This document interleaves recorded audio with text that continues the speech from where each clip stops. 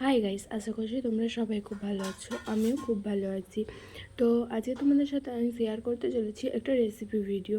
তো কেমন কি হয় তোমরা অবশ্যই কমেন্ট করে বলবে। তো প্রথমে আমি পেঁয়াজগুলোকে ভালো করে ধুয়ে নিচ্ছি, আর এর সাথে লঙ্কাগুলোকেও ভালো করে ধুয়ে নিচ্ছি। তারপর আমি এগুলোকে খুব ছোট ছোট করে কেটে নেব। এরপর আমি পরিমাণ মতো ময়দা নিয়ে নিচ্ছি। যতটা লাগবে তোমরা ঠিক ততটাই নেবে। তো এরপর আমি পরিমাণ মতো নুন দিয়ে ভালো করে ময়দাটা প্রথমে মাখিয়ে নেব। এরপর ময়দাতে আমি কুচিয়ে রাখা পেঁয়াজগুলো আর কুচিয়ে রাখা কাঁচা লঙ্কাগুলো দিয়ে দেব। তারপর আমি একটা ডিম ভেঙে দিয়ে দেব।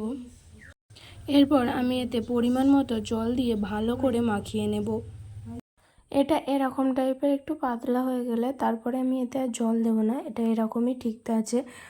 তো এরপর আমি কড়া বসিয়ে দেব।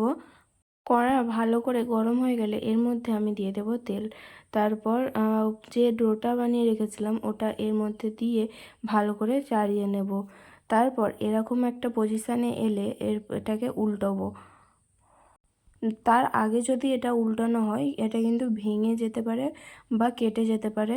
তো এরকম একটা পজিশানে উল্টে তারপর ভালো করে এপিট ওপিট করে ভেজে এটাকে আমি তুলে দেব।